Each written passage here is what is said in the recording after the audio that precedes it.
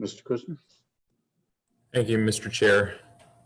Ms. Anderson, you were about to take us to your analysis and opinions with respect to the proposed KDA secondary plan. Thank you, Mr. Kushner. For the members' assistance, I will be, I'm going to hopefully be able to share my screen and pull up a copy of the 2020 secondary plan as I go through. So just bear with me, I'm going to do that now.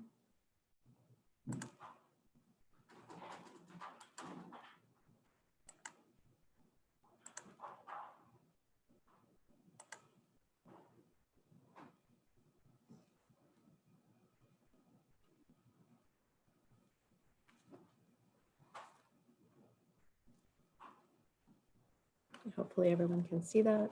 Great.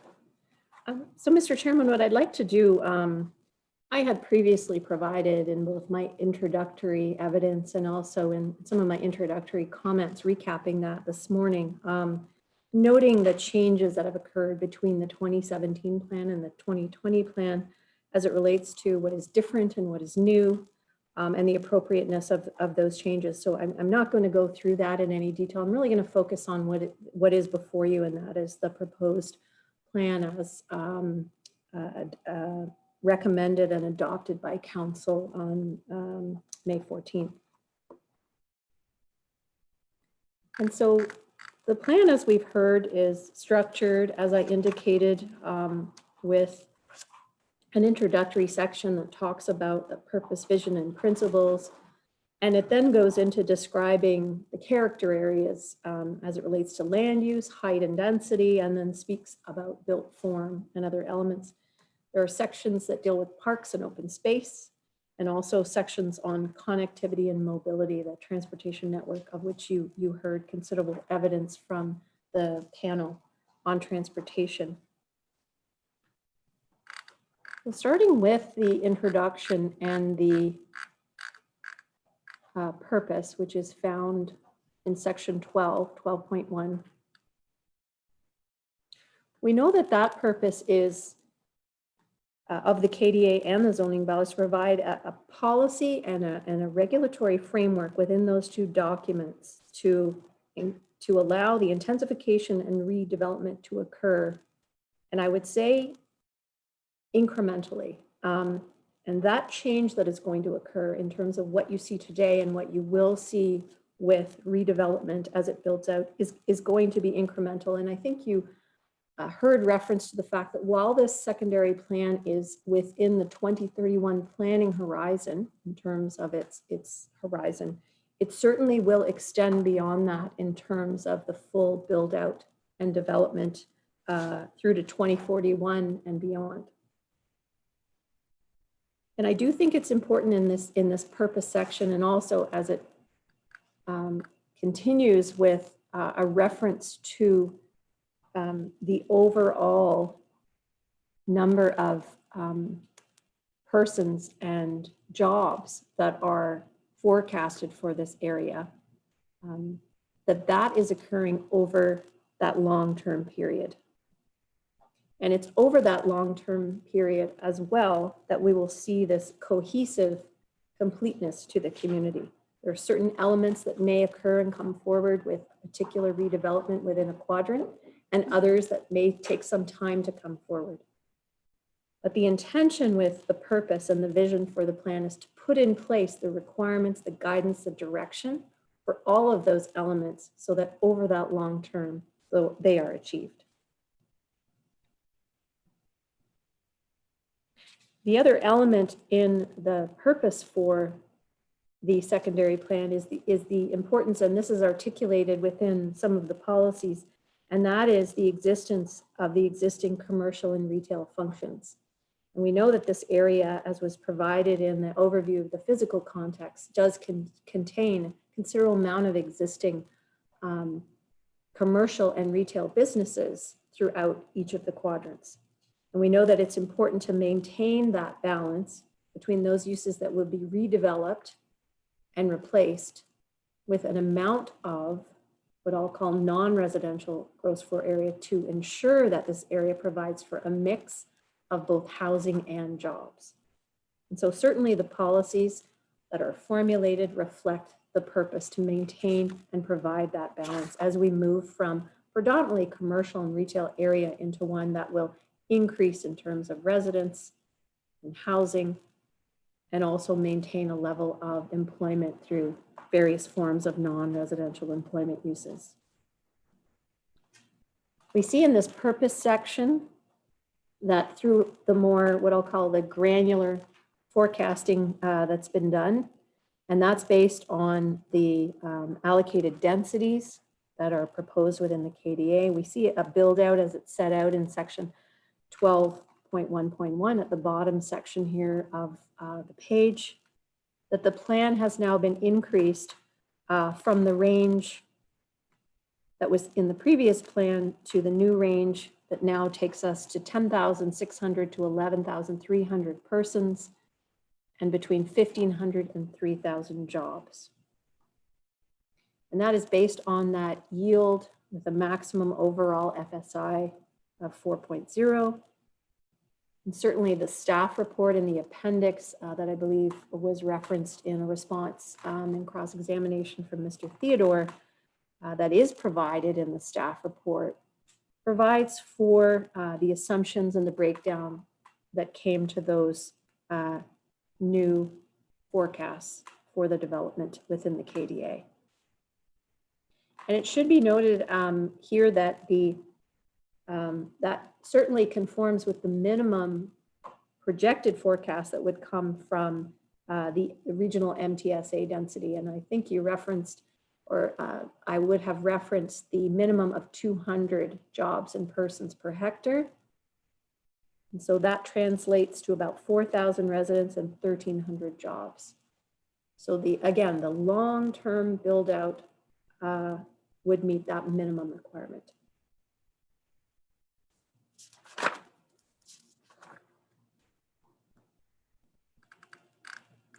Just turning, Mr. Chairman, to the vision for the plan. And again, this vision continues to provide for this area, and it references the third most intensely developed area in Richmond Hill after the Richmond Hill Center and the Yonge and 16th KDA. And this goes back to my point about a period of time with evolving policies. This again is looking at the Richmond Hill Center and the Yonge KDA still being reviewed and updated to come forward to maintain that overall hierarchy that's presented in the official plan. And again, this goes back to my comment about those particular secondary plans and policies not being static either, that they will go through their process whereby they will continue to provide for a level of intensification within that overall hierarchy.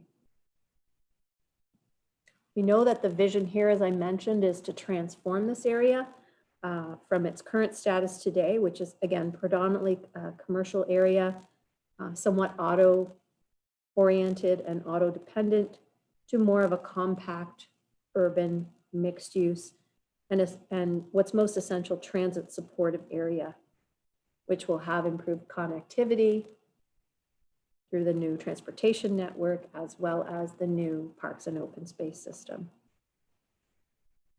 And the vision here is very well articulated. It's setting the stage for the redevelopment in the area, again, over the long term to achieve all of these objectives.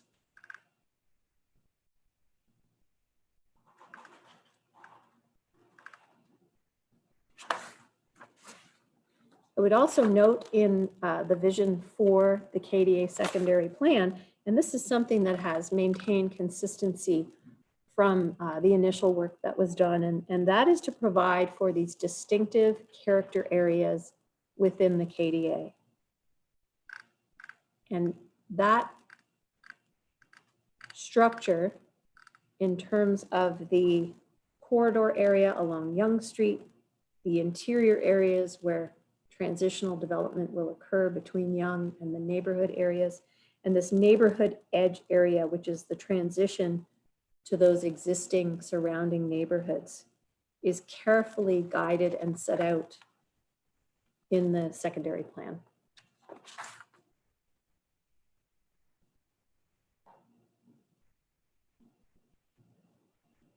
Mr. Chairman, turning to the principles that are provided for the secondary plan. And again, these have been maintained consistently from the initial development of the plan, and they reflect the inherent characteristics and qualities of the area. They reflect the direction for this secondary plan. And they're intended to guide the transformation of this area through the policies. And we certainly see those being maintained, and they relate back to some of those principles for complete communities as well in the Part 1 plan. And these principles are maintained in terms of land use planning principles, firstly to improve connectivity, and that is expressed through the objectives of providing a fine-grained walkable street network and strengthening connections between the existing features, new linear parks, new urban plazas, and enhanced streetscapes.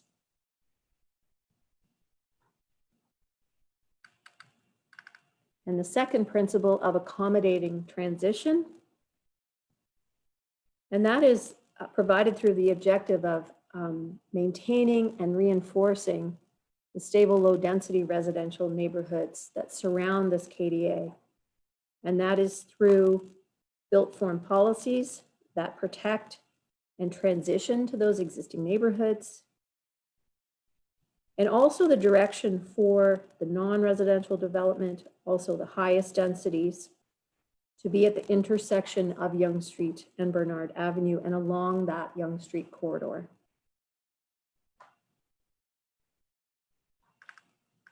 And finally, the principle of creating local identity. And these objectives are really to permit and encourage vibrant mixed-use development with those at-grade active street frontages. And I think this is a very important criteria and or principle, sorry, that you heard some evidence from Mr. Theodore yesterday. Really the importance that this plan is not intended to just be a collection of new high-density tall buildings, that this plan is much more than that. It's not about individual quadrants with individual developments. It's about creating an identity for the area through the connection and the cohesion with these other elements. And that is through the transportation network, active transportation network, and the active street frontages, as well as the parks, and open space system. It's my opinion that the policies that provide direction for development within the KDA are reflective of those principles. And I would also say that it's important to maintain those core elements of the plan as cornerstones. So regardless of the quadrant, regardless of the particular site or the redevelopment of a vacant site or an existing developed parcel, that those cohesive elements that are provided in the plan apply equally throughout the plan. And that's an important element to maintain those principles.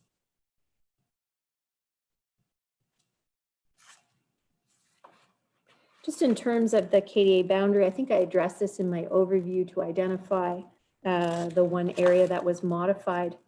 And I would only note that it's my opinion that that adjustment in no way impacts any of the overall forecasted growth for the KDA. It hasn't changed any of the assumptions or is not impacted by any of the supportive work that was undertaken.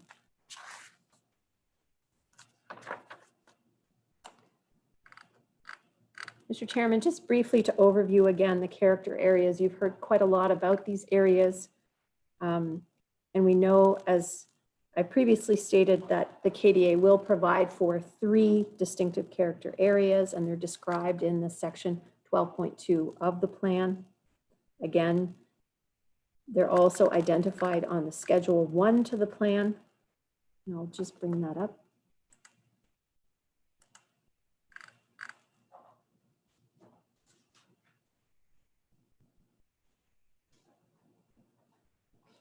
And these 3 character areas that are identified as, in essence, designations within Schedule 1 provide for, in my opinion, sufficiently sized areas to allow for this transition of development, and again, connected to Schedule 2, which is the deployment of the density, where the most intense form and scale is planned along the Yonge Street corridor and at the intersection of Yonge Street and Bernard.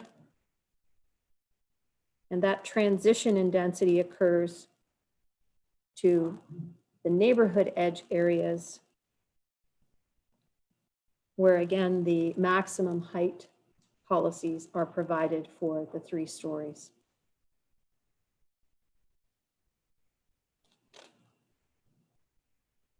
And all of these character areas, just going back to the plan,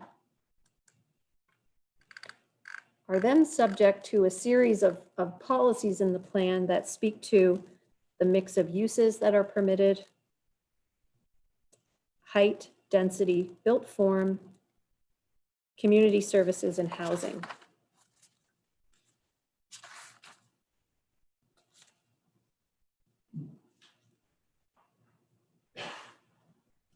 And in terms of mix of uses, just wanted to highlight again for the members that as a land use planning concept, the mix of uses can occur in many different ways.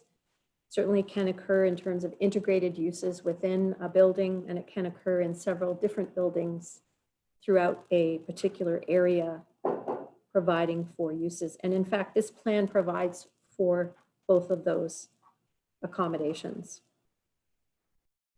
We know that over time, there will be a shift towards substantially higher proportion of residential uses through intensification and redevelopment. But this plan is intended to ensure that there is a better balance between residential employment in the longer term. And it does that through a series of policy directions that require, and implementing zoning regulations that require a certain amount of the non-residential uses to be maintained.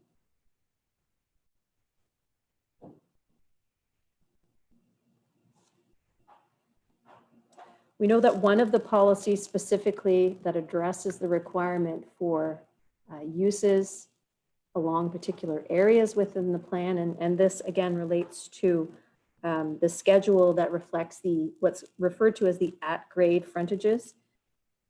And this policy, and I believe it's provided on Schedule 4, and I'll just bring that up.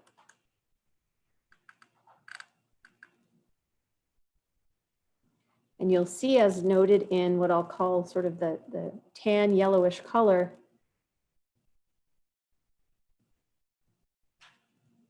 the policy refers to the schedule for active at-grade frontages. And the policy in the secondary plan requires, or encourages, excuse me, to provide for a minimum of 15% of the total gross floor area of any development for non-residential uses along these frontages. And the policy speaks to the fact that this can be provided in new buildings that are part of a mixed-use building. And it can also be provided in one building that's part of a larger development along those frontages.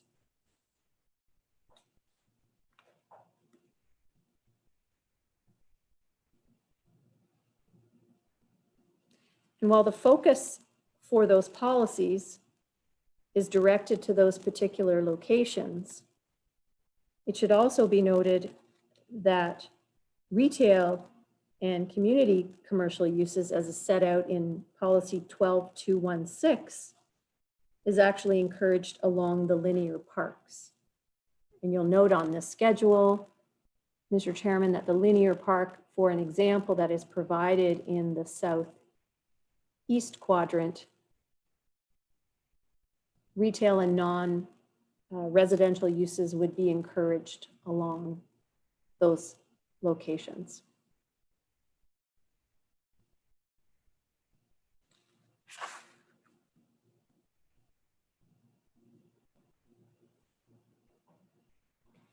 And the intent of this policy is to also recognize, however, that there are certain uses that will continue and will be enlarged or expanded again over that long-term redevelopment for this area. And certainly that's provided for in the implementation of the zoning bylaw that allows uses to continue. It allows uses to expand and enlarge up to a certain percentage. But when and where a redevelopment is to occur on one of those parcels, as an example, one of the existing commercial locations where there is a current commercial building or development, the plan through its implementation requires that a minimum amount of the non-residential development in a new redevelopment be maintained or increased through that redevelopment. And that policy is implemented through both a regulation in the zoning bylaw that requires that minimum amount, and that's actually set out in a schedule of the bylaw, which I'll speak to as I go through the bylaw. And it's also clarified in some of the holding provision policies, and certainly in the holding provisions themselves, as it relates to how you provide for that and implement that with the planning tools that you have. And it speaks to plans and future development through site plan agreements to secure and maintain that gross floor area.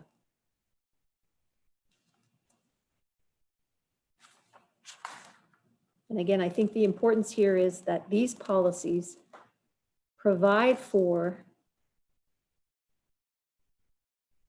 the ability to direct redevelopment with a minimum amount of non-residential development to particular locations in a particular amount that is to achieve those overall objectives of balancing residential and other development that will maintain jobs within the KDA in the long term. And also speaks to where that type of non-residential development to occur, and that is achieving, as Mr. Theodore provided in his evidence, those active pedestrian scale frontages along key areas within the KDA.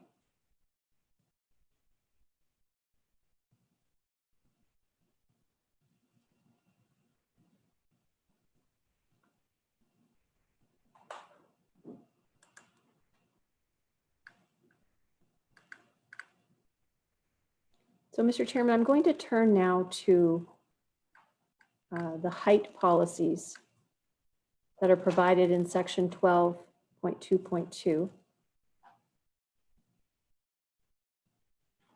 And these are certainly connected with the built form policies that are found in section 12.2.4 of the plan, and also connected with the density policies. And you heard evidence from Mr. Theodore yesterday as it related to the appropriateness of the height policies from an urban design perspective and opinion. You also heard from Mr. Theodore as to how height is controlled through the built form policies. So I won't repeat any of that or go into that in detail. I will note that the height policies in combination with the built form and the density policies are intended to be reflective of and consistent with the role and function of each of the character areas as they relate to height limits. For example, within the neighborhood character area, we do see a maximum height of 3 stories. And then when we move to the interior character area and the corridor character areas, we see a minimum height policy of 4 stories. And these policies related to height also direct that the tallest buildings shall be concentrated at the Yonge and Bernard intersection. And they also speak to no building shall penetrate that 45-degree angular plane as measured from the closest neighborhood designation. And again, this is a change, as was mentioned. It's a different way of addressing height within the KDA than what was provided with the prescriptive maximum heights of 10 to 15 stories in the 2017 plan. And rather than applying a one-size-fits-all, this is appropriate, in my opinion, to deploy height in relation to built form to provide for more flexibility. And I believe that was conveyed by Mr. Theodore's evidence as well. And these policies, as they relate to height in conjunction with the built form policies, take a more flexible approach and would permit the taller buildings subject to, again, compliance with density restrictions in combination with the urban design policies that relate to angular plane and other built form elements. And as Mr. Theodore indicated, this is very common in intensification areas as we're seeing are coming forward to move away from prescriptive heights to move to a policy framework that is more flexible and can respond and encourage redevelopment given there are different conditions that may apply. And this policy framework that's provided for height in conjunction with the other policies, in my opinion, is appropriate.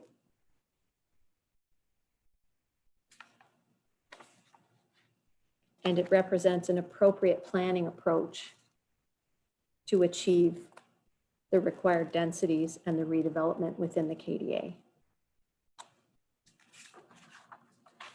And Mr. Chairman, very briefly, I believe there was an issue that was related to height that I'd just like to speak to. And that I believe was the NEC issue number 10, which is issue number 73 in the issues list. And the question, and I believe Mr. Theodore did respond to this as well, was does section 12.2.2 and the related schedules, based on those, is it appropriate to regulate height through built form criteria as now proposed? And in my opinion, it is appropriate to regulate height through built form criteria and other urban design policies as are provided throughout the plan. And for the reasons as I just set out to you, I believe this approach in this KDA, given the conditions, is an appropriate way in which to maintain the appropriate transition of height in relation to the surrounding area and also achieve the density through height that can be deployed along Yonge Street in that corridor area.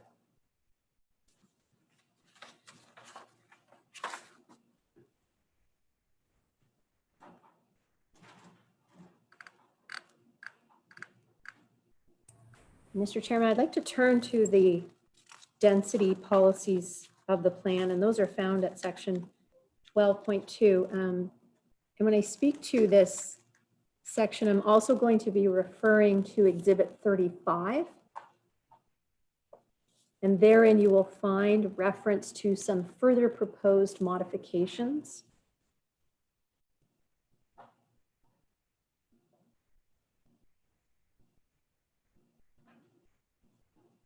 I apologize, I don't have a color version, so I'm just going to pull my color copy.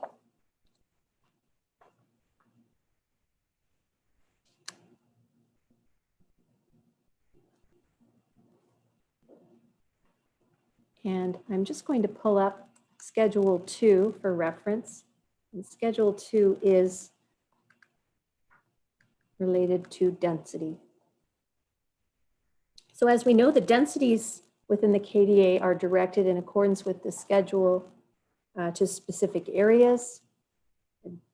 These areas, again, align with the character areas. And the density policies provide for achieving an overall minimum density of 2.5 FSI and an overall maximum of 4.0 FSI, as is set out in this policy.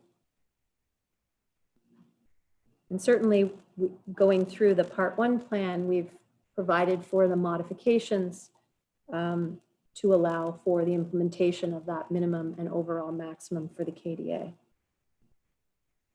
These policies also speak to a minimum density of 1.5 FSI for any given site within the KDA. And that's provided in order to achieve that minimum density that I referenced of the 200 jobs combined per hectare to support the Bernard major transit station area. The other element related to density that's provided in the policies And you'll see this actually as it relates to sort of this pop-up block here. How is floor space index FSI determined? And this speaks to, again, those definitions and calculation. And the one element of this policy that's important here is that the distribution of that density as it applies to areas that may be conveyed for parks or for roads would have the ability to be transferred, or in essence be included in the calculation. So whether you take it out and move it over or allow the land area to include those areas that are otherwise conveyed, the redevelopment gets the benefit of the FSI that would be attributable to those lands that have been conveyed. And just on that, Ms. Anderson, from your experience, do you have an opinion on how typical or atypical that approach is from an intensification standpoint? I do have an opinion on that, Mr. Kustner, and it's highly appropriate to provide for that in the case of, through the redevelopment process, the conveyance of those elements as part of the overall plan. It's very common in secondary plans and in official plans to have a policy that provides for that type of definition and allocation for FSI.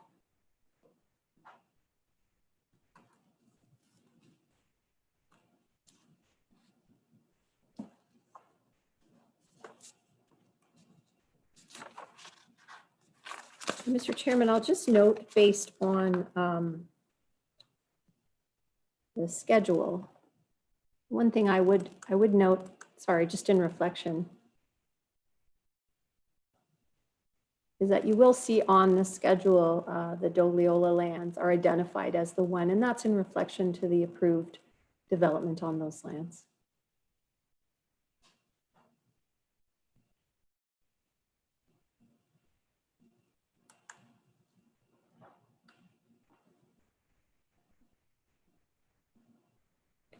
I would also note, Mr. Chairman, that you heard from the transportation panel, and you also heard through Mr. Theodore's evidence that from an urban design and a transportation perspective, and I would include, in my opinion, from a planning perspective, the densities greater than 3 FSI to the 4 FSI are well supported and justified.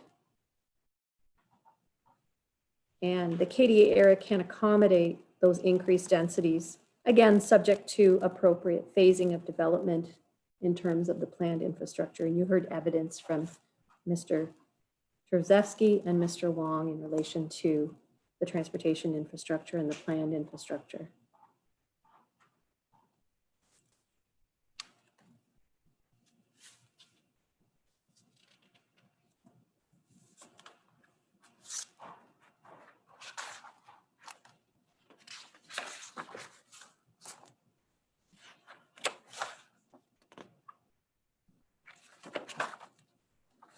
I know there are a number of issues, Mr. Chairman, bear with me, that were moved to phase 2. So I'm just going through the redacted areas to make sure I'm not covering any of those in relation to my response to issues with respect to density. But I would move to the proposed modification.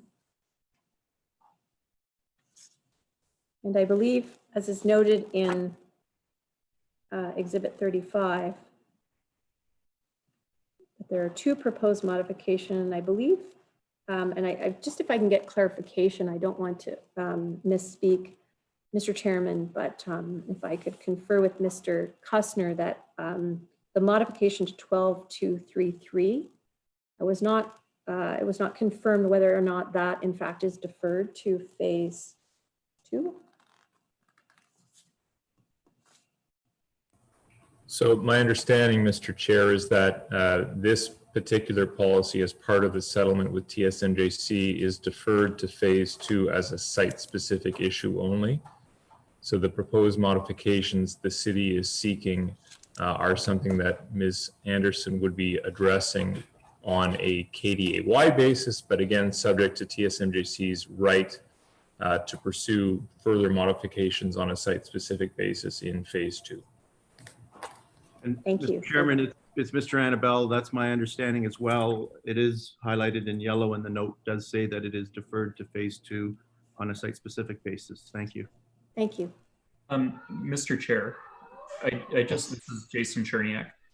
I just want to note that the TSNJC settlement was sent, I think, late Tuesday night after midnight. I haven't had a chance to look at it in detail yet.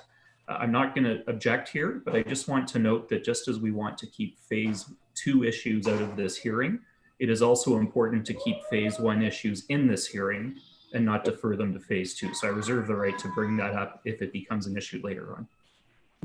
Okay. There's some interesting noise in the back. Those are my children, I'm sorry.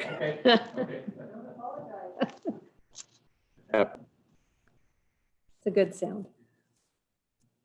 Mr. Chairman, with respect to the Exhibit 35 and the proposed modifications to 12233, I will speak to this in the context of overall. I think this further modification, as it would apply to all areas within the KDA, is really seeking some clarification in the situation where a particular property finds itself within 2 density areas. So it has part of its property within the 5.0 and part within the 3, and that could occur in different sections of the KDA. And the intention here is, if you refer back to the Part 1 modifications, there's an indication that on any particular parcel, you could see yourself with a greater FSI than what is provided or a lesser FSI. So some flexibility that is provided in the 5 and the 3, so long as the overall is from the 2.5 to the 4, the minimum and the maximum. And really what this policy is doing is reflecting that. And it is saying that within each category, if you find yourself in that position on a prorated basis, in accordance with the overall area, you would be able to provide a density that may be greater than or less than the independent allocations. And I think for clarification in the plan, this is an appropriate modification for consideration.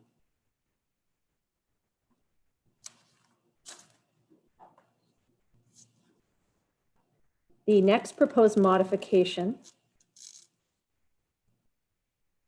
I think, is important to recognize, and this is in relation to 12.2.3.5.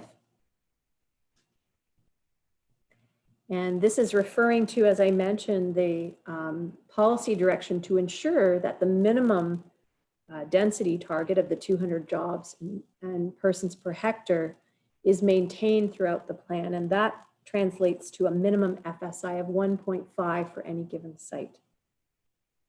I think it's important to recognize, and this is implemented through the zoning bylaw, that this would not preclude the redevelopment or expansion of any existing uses as permitted through the zoning bylaw. And so if there was any doubt or question around certainty of the expansion or enlargement of an existing use not being able to achieve the 1.5, this modification provides for that certainty and clarification, and is an appropriate modification in my opinion.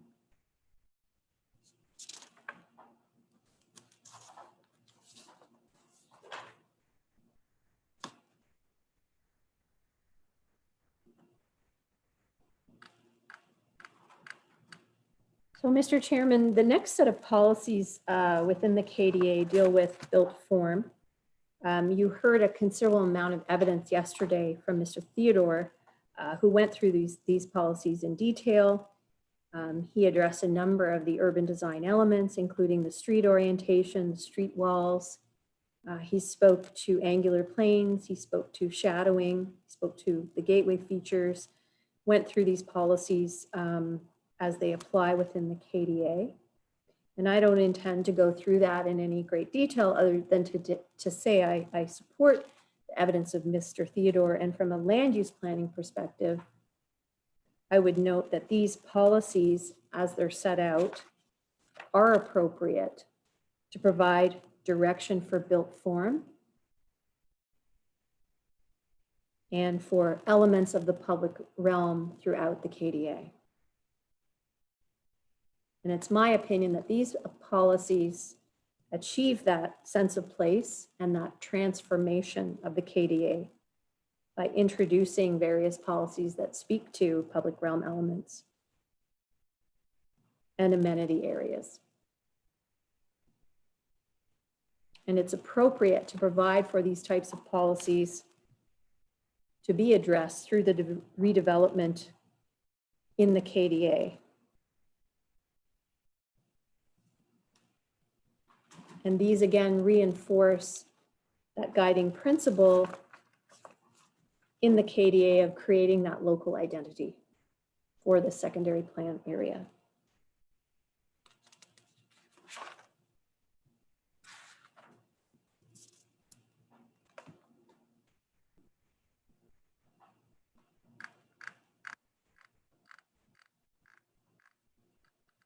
Mr. Chairman, there are two remaining policies in section 12.2 that relate to policies for sort of the character area.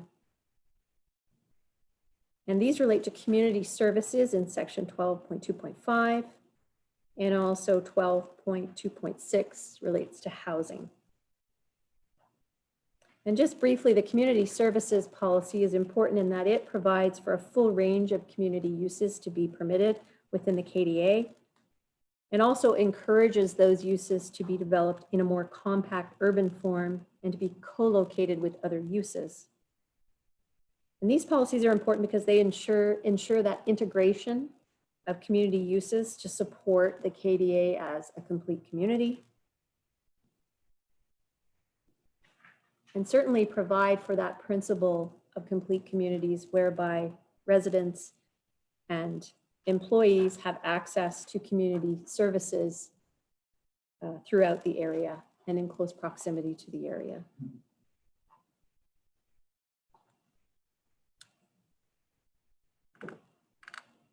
In relation to housing, these policies speak specifically to the provision of affordable housing within the KDA as an essential element and component of the city's ability to deliver affordable housing with new development. And these policies speak to a minimum of 35% of new residential dwelling units within KDA shall be affordable. And that's in accordance with both the region and the local policies and their definitions on affordability. And as you know, you may know that that definition, of course, is broad and includes a spectrum in relation to market housing, in relation to affordable market ownership and affordable market rent, right across the spectrum to supportive housing and subsidized housing. And so those targets are established and set out through the region's annual housing monitoring. And you will see through those monitoring reports that there definitely is a need to increase the provision of affordable housing through new development, and that the municipality is currently not meeting that requirement. So the current housing monitoring report identifies the That lack of affordable housing. lack of affordable housing. Thank you.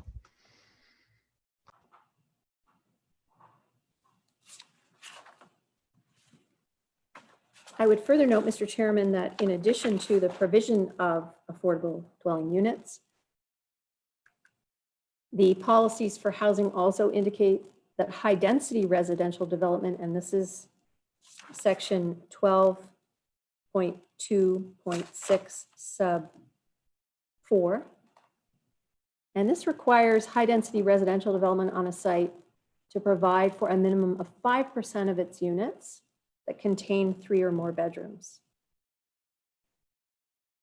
And this is an important element in ensuring that there are adequately sized units for larger households to be accommodated within the KDA. And this is again a common policy we are seeing introduced into new secondary plans and new official plans to ensure that there is a range in terms of unit type and size. to accommodate new growth. And finally, the policy identifies that new rental accommodation will be promoted. So, Mr. Chairman, I just want to turn to an issue that was raised in relation to housing. And I think some of the evidence I provided responds to that, and that is issue number 76, which I believe is issue 13 from NEC. And this is specific to this section, and it states, do the region and the city have affordable housing targets? What are they, and are they being achieved? And if so, is it appropriate to require a minimum of 35% units to be affordable? How is affordability to be measured and therefore demonstrated by development as contemplated in this section? Should affordable housing include, in addition to the items referred to in paragraph 2, provision for zero-car household dwelling units or non-automobile households? And in response to this issue, I would note that the region does have affordable housing targets, as I have stated in the parent plan. They're set out in the region's plan in section 3.5.7. And that is the target of 35% for new dwelling units. And it directs that that minimum be provided within the KDA and shall be affordable to realize the city and the region's affordable housing targets and to provide housing that is responsive to the needs of the city's residents. And again, that target is in conformity as it's being proposed in the KDA with section 3.1.5 sub 2 of the city's official plan. And as I mentioned, the city has an annual housing report that it provides. Sorry, the city or the region? Sorry, the region. Thank you. And that regional report, similar to many regional municipalities, is intended to provide monitoring and reporting to their respective councils as to how the various municipalities within the region are accommodating different forms of housing and specifically affordability in relation to both ownership and rental. And as you know, the affordability spectrum speaks to percentiles in terms of what is affordable and has definitions as it relates to the 60th percentile, the 5th and 6th percentiles as being that affordable range for income that should be provided from a household to housing costs. And those are set out in those monitoring reports. And certainly the achievement of housing within those percentiles is noted in the monitoring report. Unfortunately, in Richmond Hill, the monitoring report, at least for 2018, while it is indicating an increase in high density starting to provide a proportion of affordable units, the data from 2018 is indicating that 17% of all new units were within that affordability definition.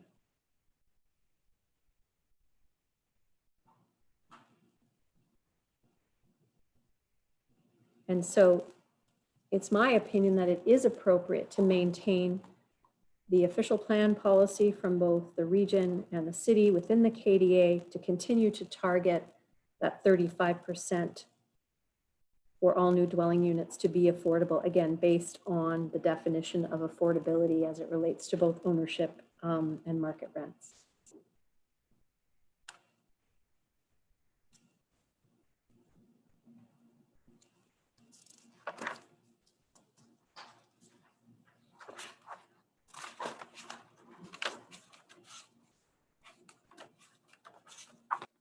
Mr. Chairman, I'd like to turn now to the policies in the secondary plan that relate to parks and open space system, and those are found in 12.3.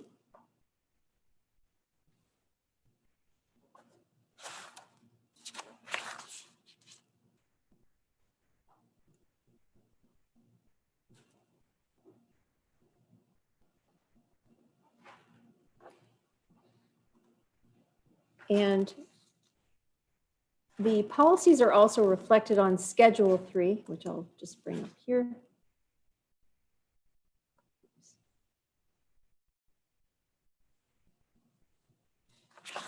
And certainly Schedule 3 and the policies in Section 12.3 refer to a number of components that are part of the parks and open space system. And they speak to the greenway, they speak to linear parks, urban plazas, and enhanced streetscapes. And I won't be speaking specifically to the greenway. I know that matter has been deferred to phase 2. And I also note that Mr. Theodore went through some detailed evidence with you as it relates to certain elements of the park system, especially in relation to the urban plazas as publicly accessible private open space. And also he spoke to the allocation of the linear parks and the elements of the park system on the schedule. What I would like to do is, based on these components, just speak to the importance of this network of both the linear parks, the deployment of the urban plazas as they come forward, in addition to the connections within the KDA and to the external parks. As you can see on this schedule, at least we see 3 of them identified in the southwest quadrant, where you see Toll Bar Park.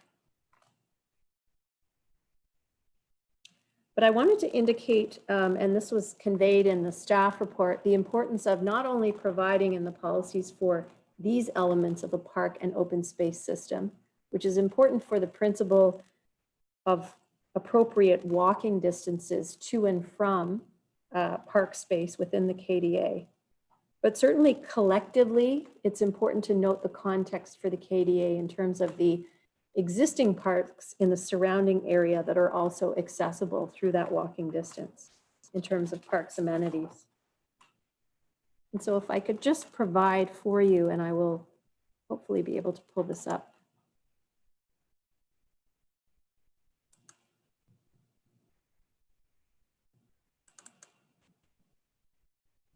And that is not it.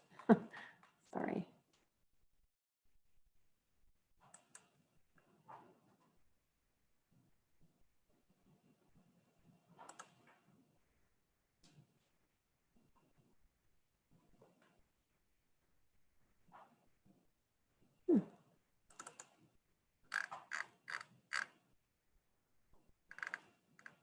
Here we are. I'm hoping that that's visible. So this is an extract, in essence, from the staff report. And the importance of this is to identify that within the KDA, we have the proposed parks and open space system through those various elements. But we also have a surrounding area that is noted here in the purple of the 5-minute walking distance. And then we have 5-minute walking distance from future parkland from the surrounding area into the KDA area. And the importance of this is to note that there was a question put yesterday as to whether the park space that's being provided in this secondary plan is less than the park space being provided in the November secondary plan. And without doing the detailed calculation, it may be slightly less. However, the requirements for the width of the linear park space and not adding into that calculation the fact that those urban plazas that are replacing, in essence, the urban squares can be collectively provided to achieve a level of accessible amenity and open space throughout the plan that may actually be larger. And I say that because those publicly accessible private open spaces can be combined within a redevelopment as a large space, or could be in a series of connected linear spaces that again provide further connection through the KDA. And the allowance in the policy of that type of flexibility to connect throughout the KDA with those referenced POPs, as well as the connections through the linear space, in my opinion, is an appropriate way to provide for additional park spaces and publicly accessible spaces throughout the KDA.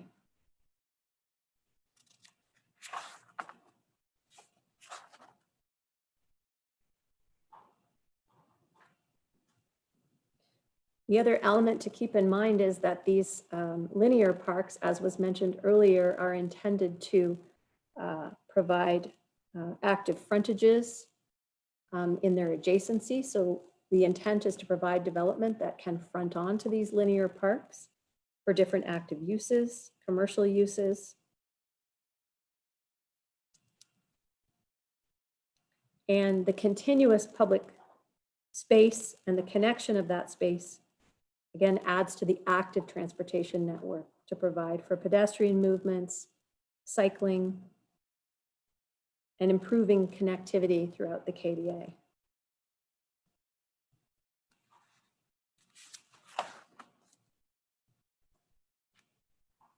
And as I mentioned, the provision of the urban plazas, the publicly accessible private open spaces, can reinforce the relationship, as Mr. Theodore indicated, between built form and the streetscapes. You can have very large sites that can deploy very large urban plazas or publicly accessible private open space in different forms, in terms of a linear form or perhaps a larger feature within the area. So providing for that added flexibility, in my opinion, is an enhancement to the plan and the provision of adequate and accessible amenity areas and open space throughout the plan.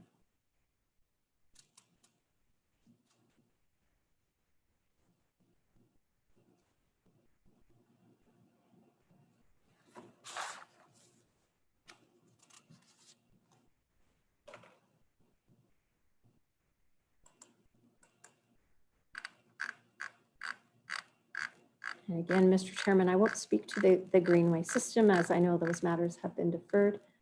I'd now like to move on to section 12.4 that deals with connectivity and mobility, and in essence is dealing with the multimodal transportation system that's provided for the plan. And again, that's highlighted on Schedule 4.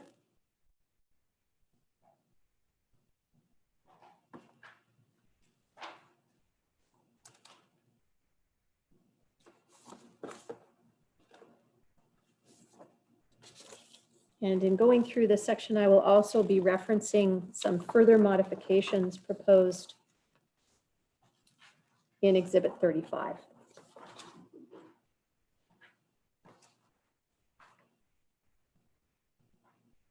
Mr. Chairman, you heard considerable evidence in relation to the elements in this section from Mr. Wong and Mr. Trzewski on the transportation panel. I think the important element in this section from a land use planning perspective is the importance of improving connectivity. And again, the principle of improving connectivity is intended to be implemented through the planned transportation network that's provided. And that's intended to serve smaller blocks through more of a fine-grained system of new streets and more opportunities for movement within and throughout the KDA. And that's provided in more of a walkable block structure through the street network.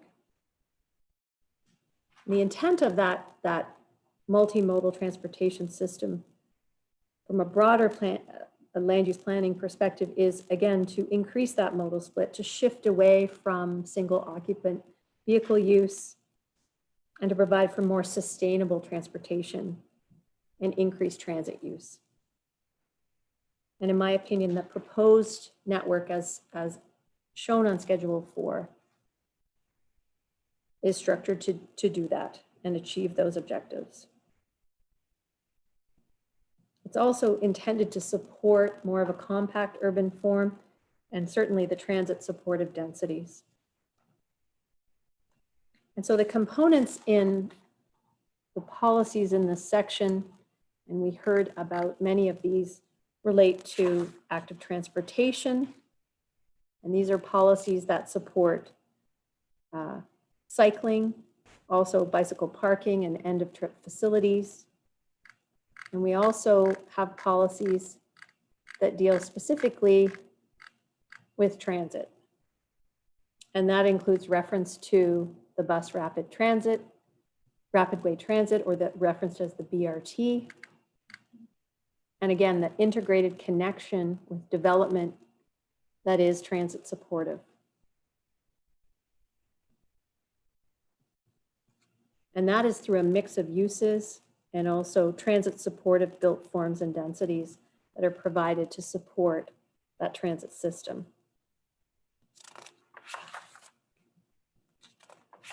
So specifically within this section is a policy that relates to the Bernard Bus Terminal. And as was indicated in my overview evidence, that terminal currently exists at the northwest corner of the southeast quadrant. And we know through the KDA process that there is the potential for and the support for the redevelopment of that bus terminal to an alternate location.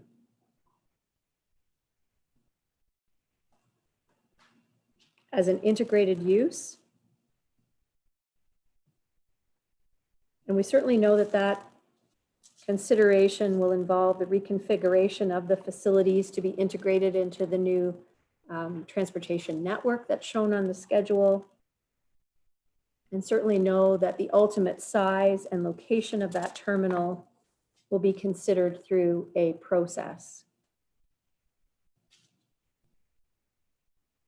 And so to better reflect some of those elements and provide some certainty in relation to the process to consider that reconfiguration and redevelopment of the terminal, there are some proposed modifications before you as they relate to policy section 12.4.2 sub 4.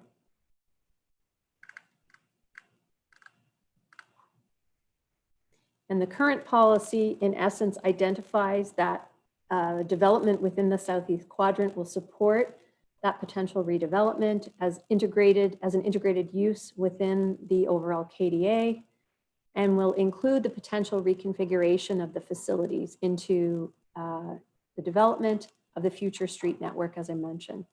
And it goes on to say that the ultimate location will be determined again through a process with the transit authority, ensuring maximum utility and efficiency of the service.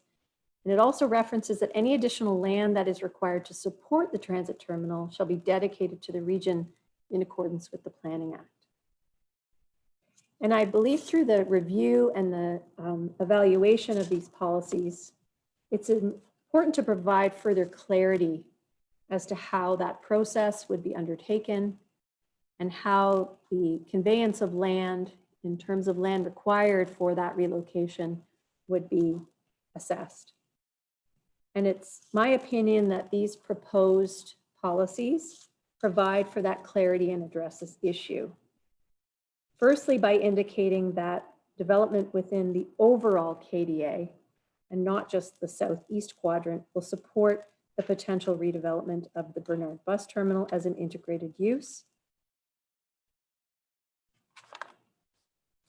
And certainly the policies go on to include, in consultation with, and this is in reference to the transit authority, all other stakeholders to ensure a broader process.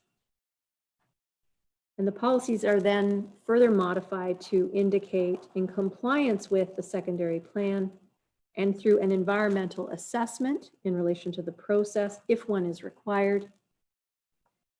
It then goes on to state that any land required to support the bus terminal as permitted by the Planning Act, and then it goes on to state for greater clarity, the owner providing the land to the region for the Bernard Bus Terminal shall be reasonably compensated for the fair market value of the land.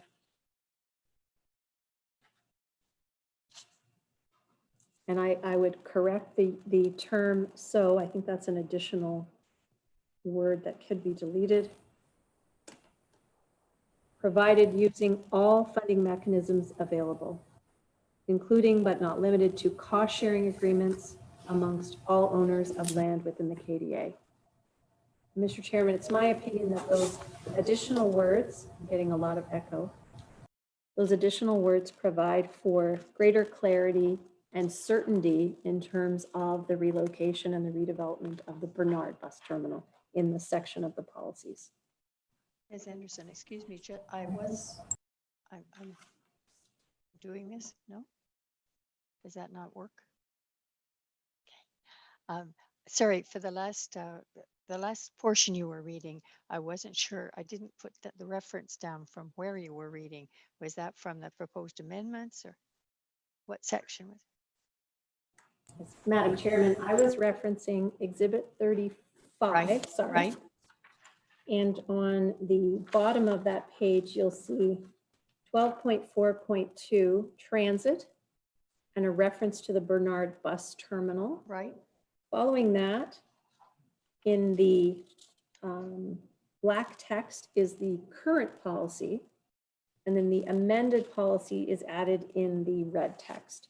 So I was actually predominantly referring to the second half, which is the added text for clarity, and I noted the addition of the word "so" is probably grammatically can be removed.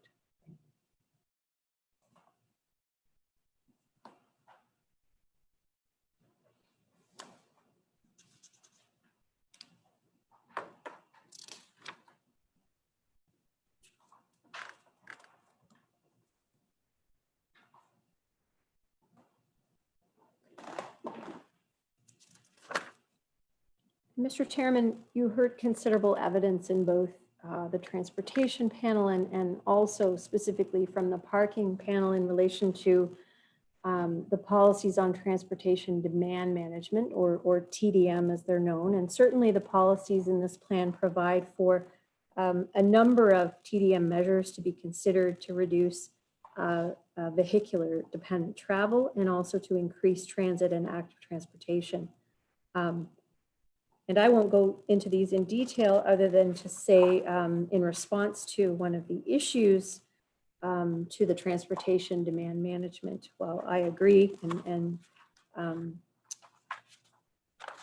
would indicate that I support the evidence from both the parking panel and the transportation panel, the issue was raised as to whether the policies in the TDM section are coherent and implementable. And our city encouragement in quotations may or otherwise discretionary policies appropriate, and are the items listed appropriate? Should they be subject to the city's satisfaction and discretion? And I would indicate in response to this that the proposed policies in section 12.4.3 are appropriate to be discretionary given the context of the operational nature of many of the requirements. So it's important where we see this substantial list in section 12.4.3 that there is an opportunity to look at those in the context of the redevelopment to determine if those particular TDM measures are appropriate rather than requiring them to be implemented.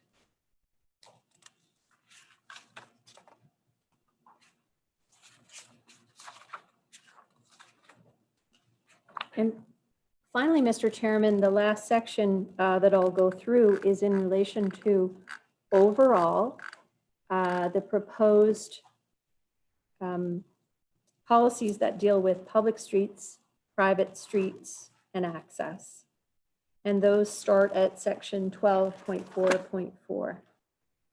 And again, Mr. Chairman, Madam Chair, I'll be referring to Exhibit 35 and noting a series of additional modifications that are proposed, again, for clarification and providing more certainty in this section.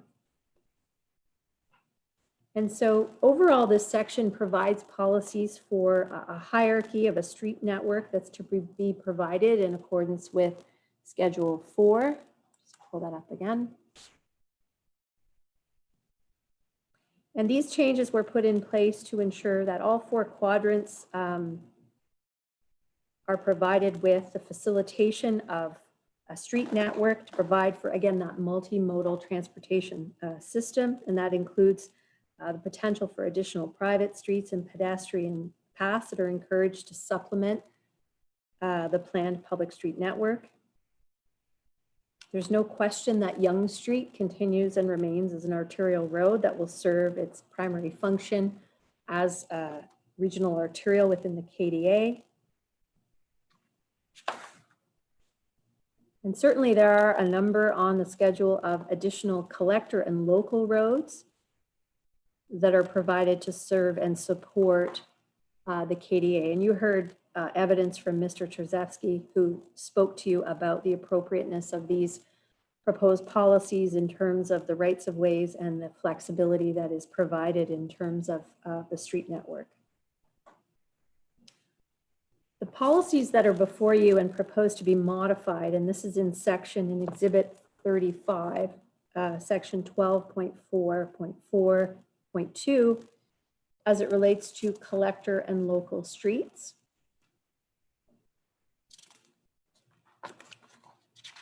These policies are intended to be modified to provide, again, for some additional clarity and certainty as redevelopment comes forward in the locations where these collector and local streets are proposed.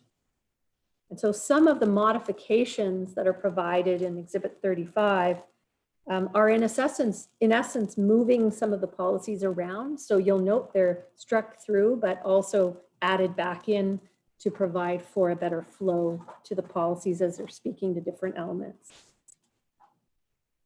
So that's true of the first policy that's identifying where the collector and local streets are shown. That's actually added in to a new subsection 2.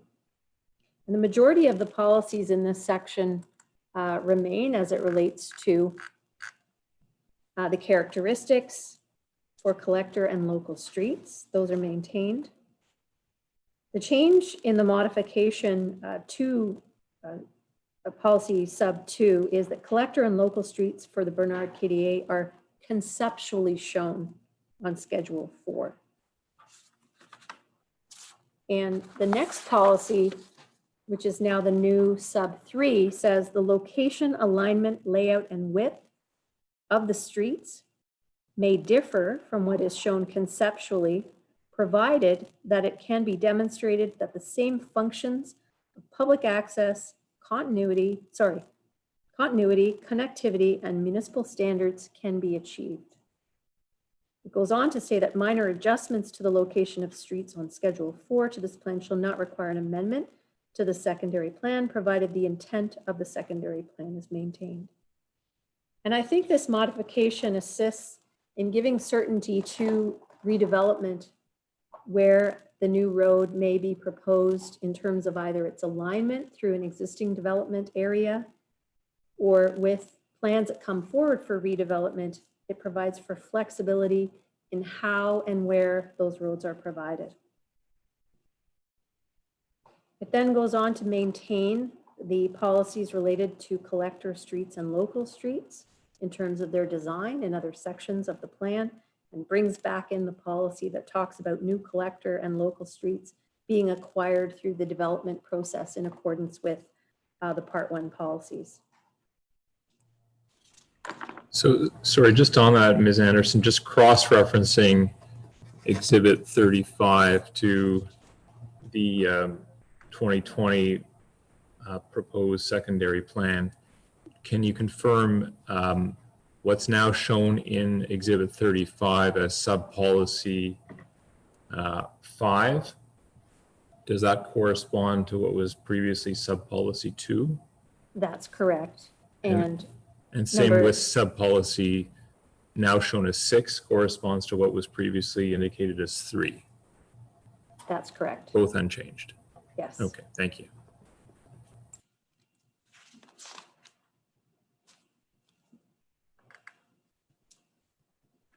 Mr. Chairman, there isn't a new policy which is being proposed to be added, actually 2 new policies that are being proposed to be added to this section. And those are shown in Exhibit 35 as policy sub 7 and policy sub 8.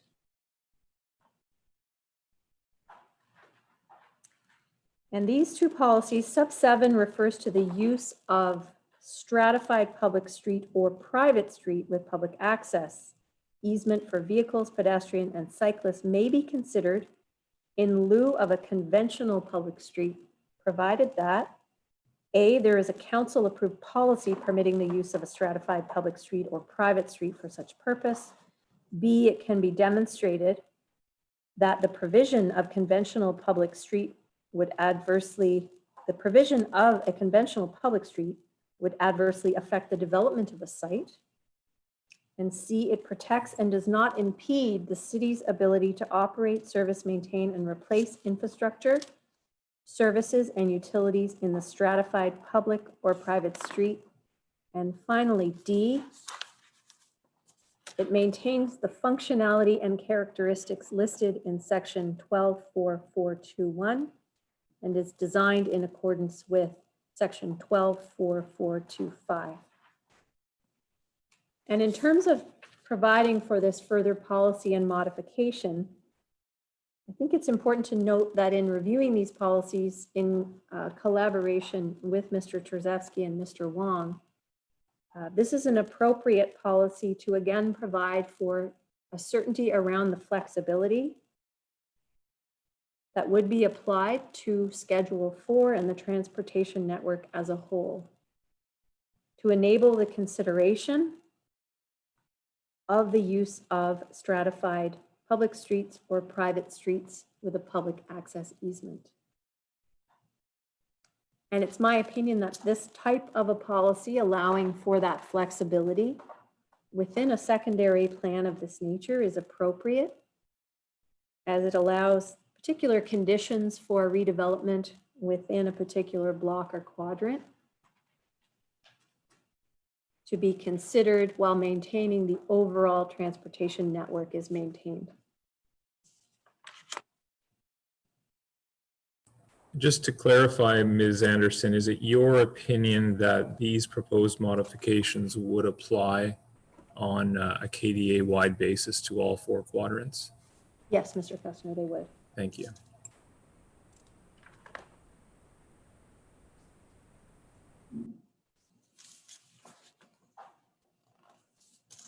Mr. Chairman, one additional policy that is proposed for inclusion is the modification to include policy subset 8. And this flows from 7 in that it indicates the appropriateness of a stratified public street or private street with public access, again, for vehicles, pedestrians, and cyclists, shall be determined during the detailed planning phases subject to the requirements outlined in 12.4.427. So linking to the previous policy and identifying that the determination of the possible stratification of a public street or a private street with public access would be considered through the development review process. And again, it's my opinion that that policy provides for certainty for the redevelopment of any particular parcel or quadrant, regardless of its location within the KDA, that there is an opportunity for that consideration going forward. And for that reason, in terms of clarity and certainty, it's an appropriate modification to the policies in this section.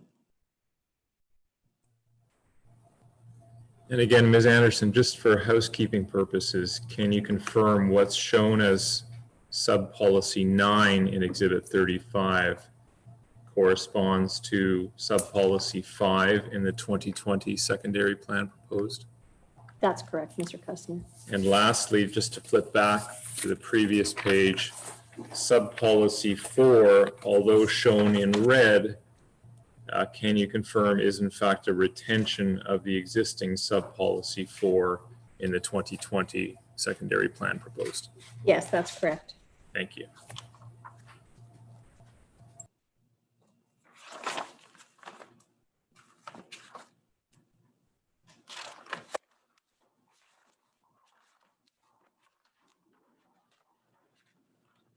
Mr. Chairman, I am very close to the final section of the secondary plan, and that is in terms of the policies, and I won't go through the remaining policies as they relate to access and parking. Certainly those were covered by Mr. Chai and Mr.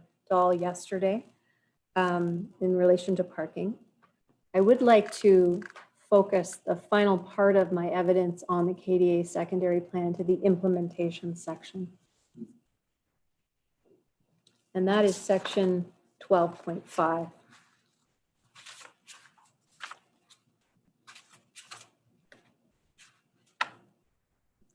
And this section addresses and provides the various tools within the Planning Act that assist with the implementation of the secondary plan, including right up front that the lands within the KDA may be part of an identified community improvement plan that will enable various programs to assist with the redevelopment in the area in terms of supporting various elements through a community improvement plan as is available to the municipality to apply that to the KDA.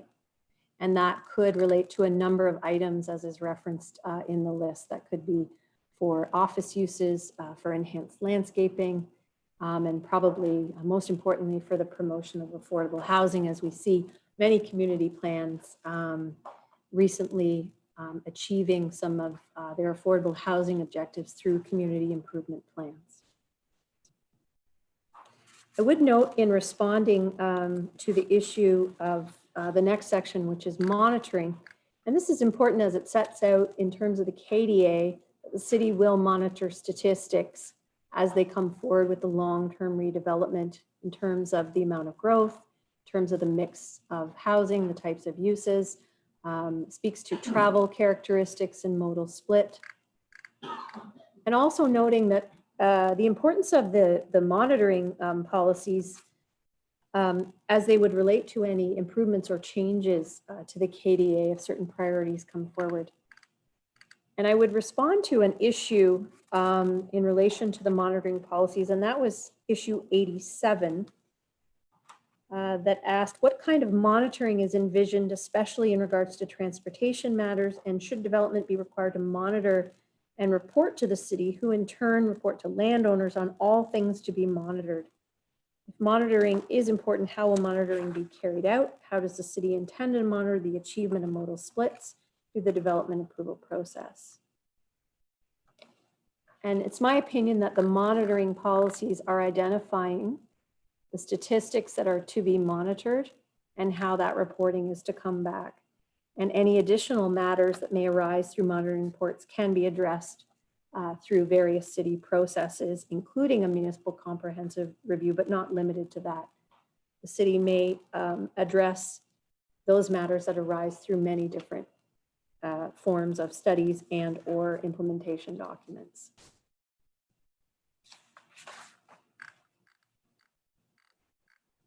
And finally, Mr. Chairman, the section on implementation as it relates to zoning bylaws is found at section 12.5.4. And this section speaks to the requirement for the implementing zoning bylaw, which we have, which you have before you, and then speaks specifically to the use of a holding bylaw as an implementing tool for the secondary plan. And we know that this is being implemented to ensure orderly and phased development within the KDA. And we know that these policies relate back to the the part 1 official plan, and I reference those policies in terms of acceptance of using the holding provision to set out different criteria and conditions to be achieved prior to lifting the H. And that's what these policies address.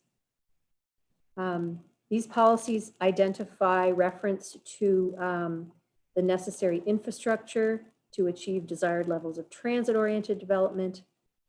And we know in these policies that there is a reference to a number of capital projects that are to be completed and to support the full build out. We heard a lot of evidence from the transportation panel on these elements.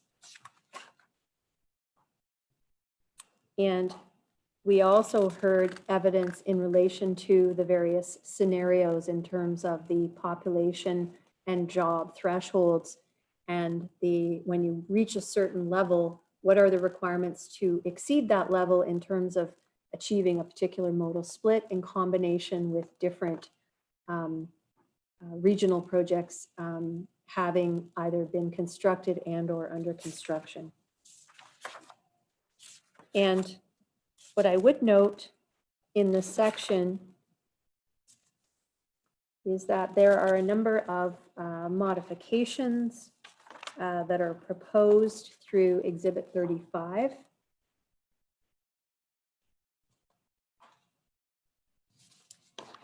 And these are proposed, again, for the KDA as a whole to provide for some clarity in relation to some of the references to both modal split and to some of the capital projects.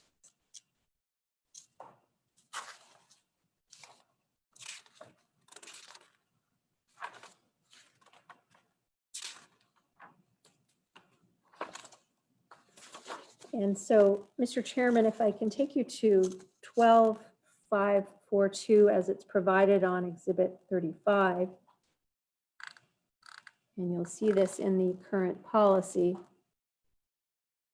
The current policy speaks, I think it's in the second or third sentence, that from a transportation perspective, the analysis assumes that certain modal splits within the KDA and outside of the KDA will be achieved, and the following projects are completed, and it lists them. And the modification now inserts that from a transportation perspective, following additional language, and that is in order to accommodate a combined population in excess of 10,400 residents and jobs. And again, that's been added in for clarity, and that relates again to the table that starts with the concept that once you go beyond that, these scenarios and various measures and checks are applicable. So that further modification does assist in providing clarification. The majority of these policies remain intact in terms of identifying the capital projects, in terms of identifying how they are to be addressed. I would note that the one policy here that is highlighted, and that is the policy that's just at the bottom of page 1223 on the screen. It states that from a mix of use perspective, the analysis assumes that there is an increase in non-residential GFA to support the achievement of transportation modal splits, and at a minimum, there is no net loss of residential GFA.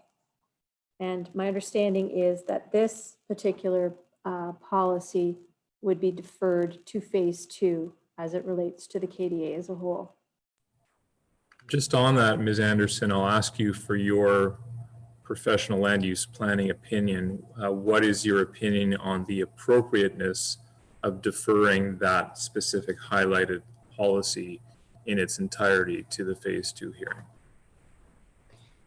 I think it's, Mr. Chairman, it's important from my, in my opinion, to defer that policy, and there's a subsequent policy that speaks to the maintenance or increase in non-residential GFA, because it's directly related to the lifting of a holding provision.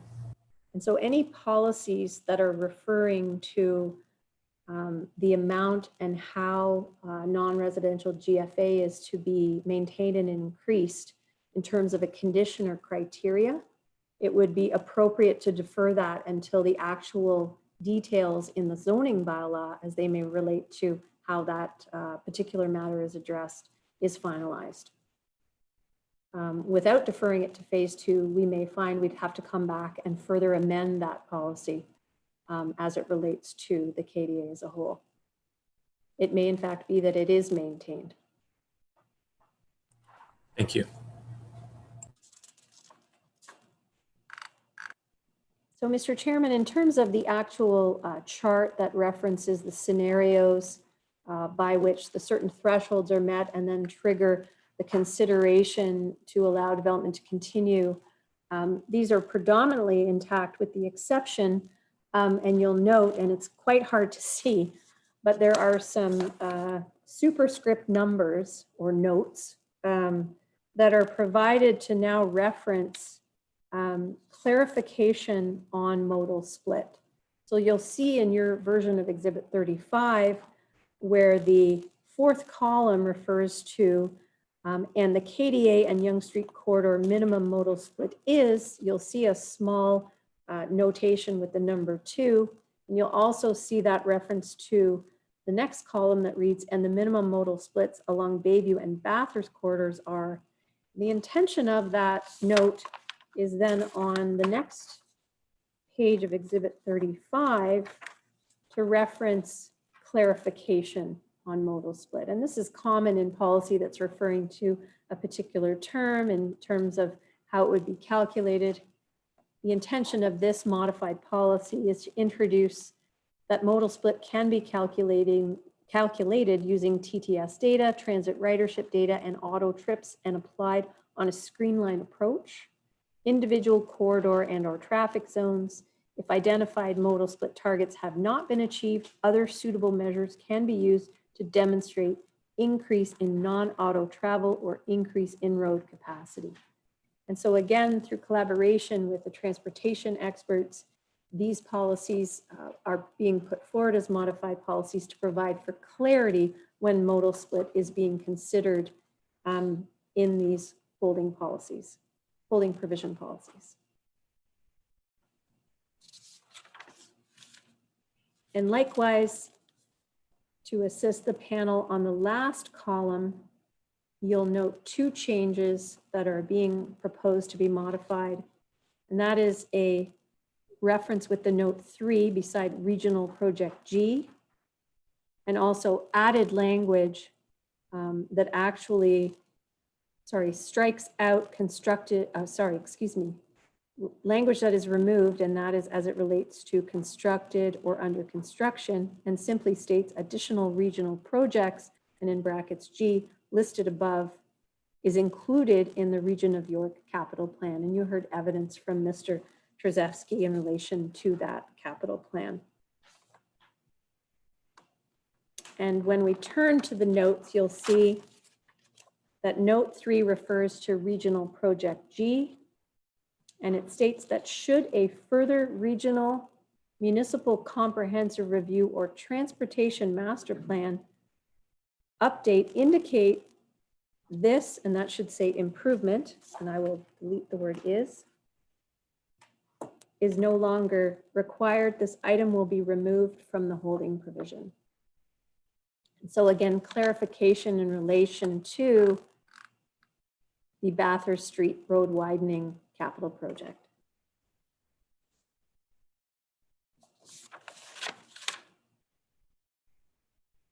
And one last change in this section is as it relates to the reference in the table to approved development.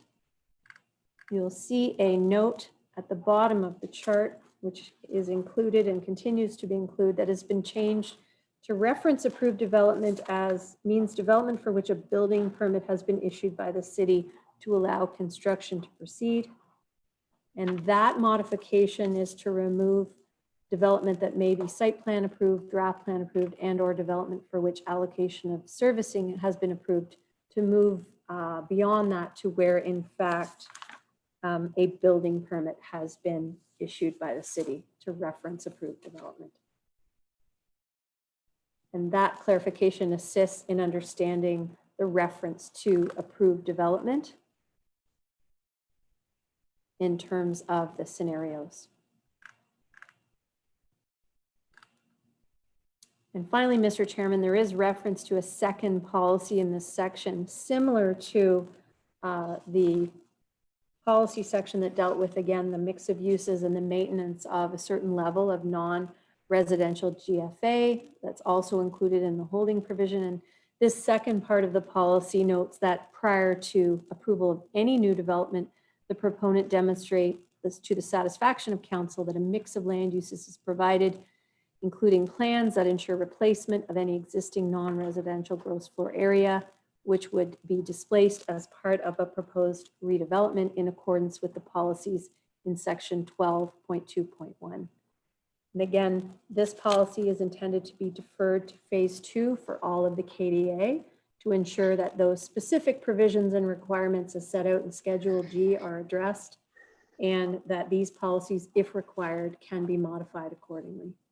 So, Mr. Chair, this is Mr. Cherniak. This is where I think I'm going to object to moving this to phase 2, although I'm prepared to listen to an explanation by Mr. Kussner first before I confirm that, if that's okay. Missed part of that. Could I ask you to repeat that? I'm willing to listen to an explanation of why this should be deferred before I confirm my objection. Well, Mr. Chair, you've heard the witnesses plan. Sorry, I'm getting an echo here. You've heard the witnesses planning opinion evidence as to the appropriateness of deferring the policies. In my respectful submission, the balance of it is a matter for legal argument and submissions. Mr. Cherniak certainly has the opportunity and the right to cross-examine this witness on the appropriateness from a planning standpoint of deferring the policies. But in my submission, I think the balance of it can and should appropriately be deferred until closing submissions. So if I'm going to cross-examine on whether it should be deferred, then we won't actually have an answer on whether it's deferred until after the hearing is over. I'm not sure how that works from a procedural point of view. My understanding was that Vice Chair McCooch ordered that the holding provisions, unless dealing on a site-specific basis, were to be included in the phase 1 hearing. Mr. Chair, I would point out that there is already precedent for deferring certain policies on a KDA-wide basis to phase 2. Specifically, the Greenway policies had already been ordered to be deferred in their entirety to the phase 2 hearing. So this isn't an outlier in any respect in that regard. Secondly, I'm in your hands if the tribunal wants to deal with this issue here and now as to whether it's appropriate to defer the policy. In my submission, I don't think the tribunal does need to make that determination. My friend can ask questions on the appropriateness, and following all of the evidence on that issue, we can then make submissions based on the totality of the evidence on whether it is in fact appropriate or not. So I think, to be fair to Mr. Annabelle, I wonder if that is what we're going to do. Is he prepared to not lead evidence on the point without knowing whether it's part of this phase? Well, I think we're going in circles here, because as I was just alluding to, I'm assuming that when Mr. Annabelle calls his witness will also be giving opinion evidence on the appropriateness of deferring the policy to phase 2. And that's why I'm suggesting it makes sense to wait until we have all of the evidence in before the tribunal makes a ruling on whether it's appropriate to defer the policy or not. And we deal with it as part of closing submissions once all the evidence is in. So, okay, I'll only say again, Mr. Chair, if all the evidence is in, I don't know why we wouldn't make the decision in phase 1. It doesn't make sense to me. Well, again, not all the evidence is in yet. My expectation is Mr. Annabelle's witness will also be giving his opinion evidence on the appropriateness of deferring to phase 2. That's correct.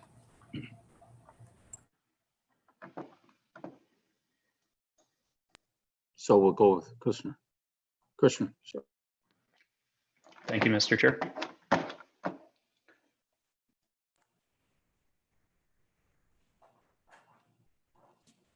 So, Mr. Chairman, those proposed modifications, as I indicated, to the holding provisions, those policies, in my opinion, are appropriate to provide for clarity as it relates to the policies, as to how those are implemented, and in turn, the conditions and requirements in relation to the thresholds for both the capital projects and the population and jobs that are yielded from development, as well as the modal splits. The final section in implementation, which I will speak to briefly, is 1255, and that is the subdivision of land.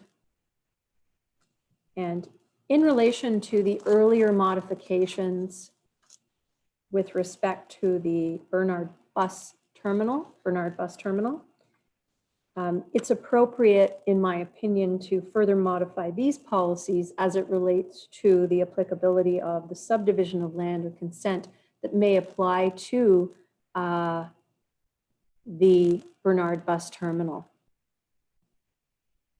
And so the modifications in this section that are provided in Exhibit 35 specifically note that subject to policy 1242, which we have now further modified, where a development application is proposed on lands within the secondary plan that includes a planned street, linear park, and or redevelopment of the Bernard Bus Terminal shown in its current location on the schedules.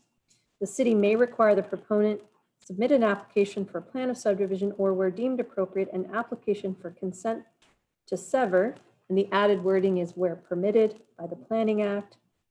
The new wording then states that where an application for a plan of subdivision or consent to sever is required, the city or other approval authority may require that lands be conveyed to the city or region for such purposes, and then goes on to say as authorized under by section 5125 of the Planning Act. And so, Mr. Chairman, those are modifications to provide clarification, again, in relation to how lands may be conveyed and through which process in relation to all lands conveyed, but specifically to the Bernard Bus Terminal. And Mr. Chairman, it's my opinion that those are appropriate modifications to the policies to provide for certainty.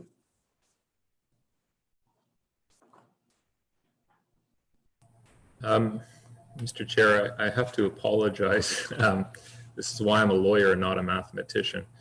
When I was estimating how long I expected Ms. Anderson's evidence in chief to take, in my own mind, I figured that would be a little over 4 hours. What I didn't realize is that up until the lunch break is actually 3 hours and not 4.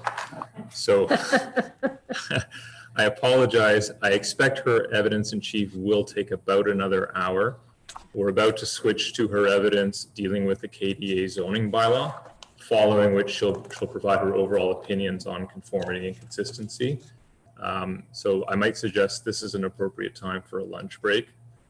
We'll agree with that. Thank you. And so the usual 45 minutes, is that satisfactory? I think so. Thank you.